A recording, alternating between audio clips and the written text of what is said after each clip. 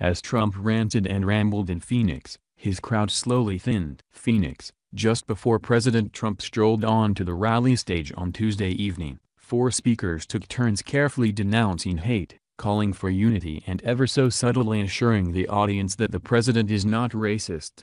Housing and Urban Development Secretary Ben Carson proclaimed that our lives are too short to let our differences divide us. Alveda King, the niece of Martin Luther King Jr., led everyone in singing a few lines of How Great Thou Art. Evangelist Franklin Graham prayed for the politically and racially divided nation and asked the Lord to shut the mouths of those in this country who want to divide, who want to preach hate. And Vice President Pence declared that President Trump believes with all his heart that love for America requires love for all its people. Meanwhile, a supporter seated directly behind stage even wore a t-shirt that stated, "Trump and Republicans are not racist." Then Trump took the stage. He didn't attempt to continue the carefully choreographed messaging of the night or to narrow the ever-deepening divide between the thousands of supporters gathered in the convention center hall before him and the thousands of protesters waiting outside.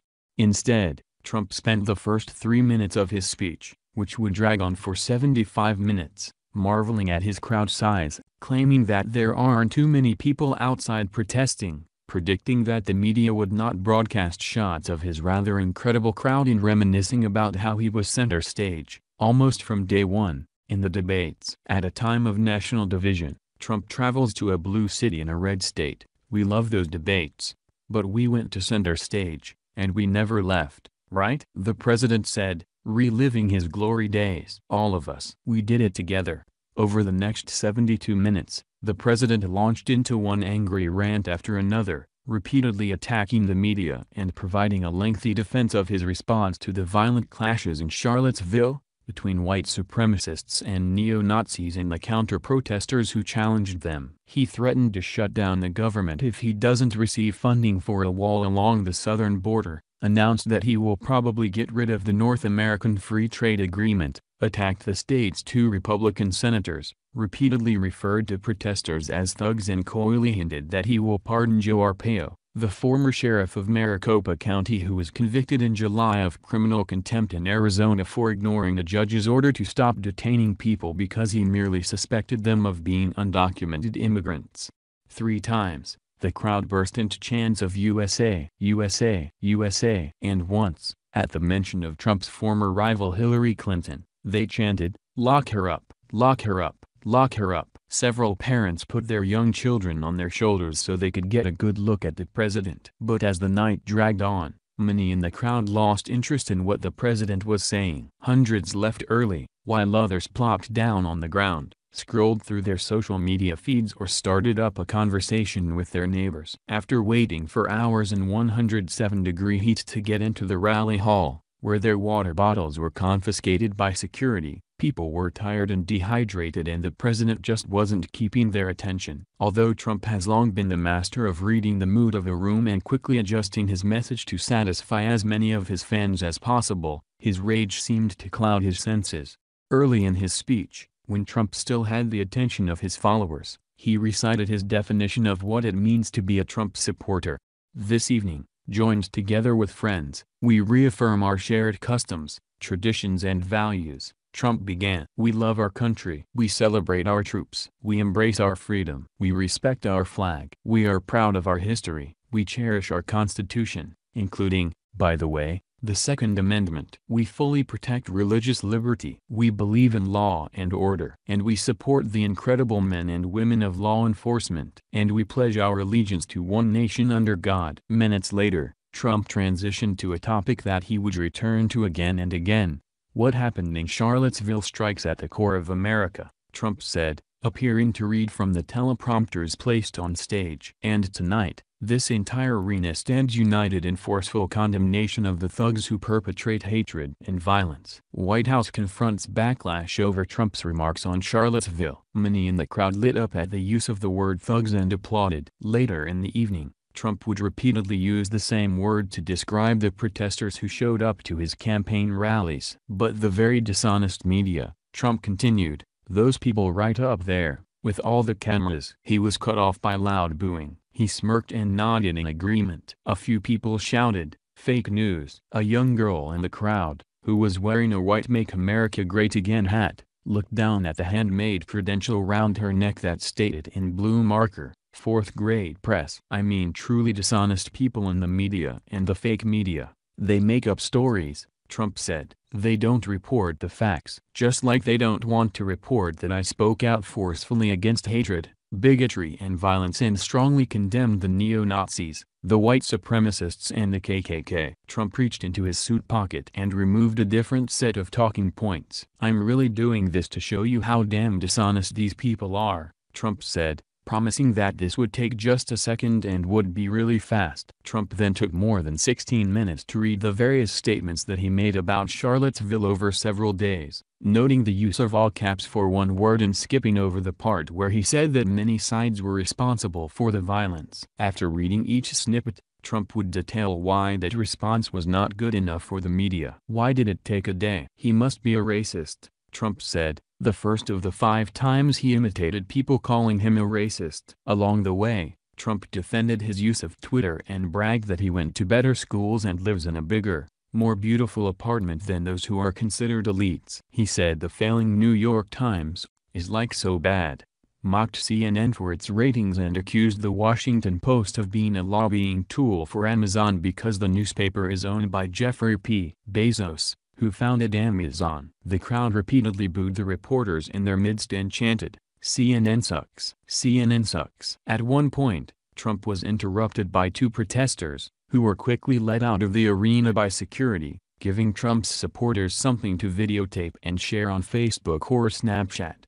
"Don't bother," Trump said, as the crowd booed. "It's only a single voice." And not a very powerful voice. He returned to reading aloud his own statements and recounting the resulting media coverage, which led to commenting on CNN's panels of real lightweights, which led to him defending a surrogate who was fired by CNN earlier this month for tweeting the Nazi salute, "Sieg Heil." "And they fired Jeffrey Lord." "Poor Jeffrey." "Jeffrey Lord," Trump said. "I guess he was getting a little fed up, and he was probably fighting back a little bit too hard." Without even taking a breath, Trump resumed reading a statement from August 14 in which he condemned violence caused by the KKK, neo-Nazis, white supremacists and other hate groups that are repugnant to everything we hold true as Americans. That statement came 2 days after the violence in Charlottesville. "So they were having a hard time with that one, because I said everything," Trump said, then flippantly launching into a laundry list of hate groups. "I hit 'em with neo-Nazi. I hit 'em with everything. I got the white supremacists, the neo-Nazi. I got them all in there. Let's see, KKK, we have KKK. I got them all." Trump eventually wrapped up this defense by saying, in part, the words were perfect. Poll shows clear disapproval of how Trump responded to Charlottesville violence. The president then tried to connect this lengthy self-examination to his supporters. Meanwhile, a growing number of them were calling it a night and heading to the exits. "The media can attack me, but where I draw the line is when they attack you, which is what they do. When they attack the decency of our supporters," Trump said, without explaining what he meant. "You are honest, hard-working, tax-paying, and by the way, you're overtaxed, but we're going to get your taxes down." Trump would return to tax reform later, but first, he had to blame the media for fomenting divisions in the country, trying to take away our history and our heritage and giving a platform to these hate groups. He called reporters sick people and really dishonest and accused them of turning a blind eye to gang violence, public school failures and terrible trade deals. "You would think they'd want to make our country great again, and I honestly believe they don't," he said. "I honestly believe it." Trump took a brief detour into immigration, prompting him to ask the crowd, "By the way, I'm just curious, do the people in this room like Sheriff Joe?" The crowd burst into wild cheers, thinking that Trump was about to pardon Arpaio, something the press secretary Sarah Huckabee Sanders had said just hours earlier would not happen that day. So, was Sheriff Joe convicted of doing his job? Trump continued. "You know what? I'll make a prediction. I think he's going to be just fine, okay? But I won't do it tonight, because I don't want to cause any controversy." Is that okay? Back on his immigration talking points, Trump detailed a trip he made earlier that day to Yuma, Arizona, for a briefing on border security, and he casually threatened to close down our government to get funding for a wall along the southern border. He again called for getting rid of the filibuster rule requiring more than a simple majority, a change that congressional Republicans have said won't magically lead to the president's agenda passing. And he went after the state's 2 Republican senators without naming them. They all said, "Mr. President, your speech was so good last night. Please, Mr. President, don't mention any names," Trump said, referring to a Monday night speech about Afghanistan. "So I won't. No, I won't. I will not mention any names." Very presidential, isn't it? Very presidential. Trump listed what he sees as accomplishments during his first 7 months, including nominating a new Supreme Court justice and 31 federal judges. "We've ended the war on beautiful, clean coal, and it's just been announced that a second, brand new coal mine, where they're going to take out clean coal, meaning, they're taking out coal, they're going to clean it, is opening in the state of Pennsylvania," Trump said, completely misrepresenting what clean coal is. Trump noted that West Virginia Gov. Jim Justice switched back to being a Republican after a brief stint as a Democrat, which somehow segued into his thoughts on the removal of Confederate statues from many cities. "They're trying to take away our culture. They are trying to take away our history," Trump said. "And our weak leaders, they do it overnight. These things have been there for 150 years, for 100 years. You go back to a university, and it's gone. Weak people." His next sentence, "We are going to protect American industry. We are going to protect the American worker." Trump apologized that it is taking so long to renegotiate NAFTA and commented that we'll end up probably terminating NAFTA at some point. He added for emphasis, "probably." Trump talked about climate change, adding jobs to the private sector, decreasing the unemployment rate and getting rid of regulations. He acknowledged that he has had to disband some of his business advisory board following protests of his reaction to Charlottesville, although he claimed that some of these business leaders will still meet with him privately. "These people just don't get it. They are calling, and they're saying, 'How about getting together privately?' They like it better. Why should they be on a council?" Trump said. "You know, that's the way it is, folks. That's the way it is." Trump finally got back to promising to pass tax reform, along with a major infrastructure package, and called for Congress to help him with both.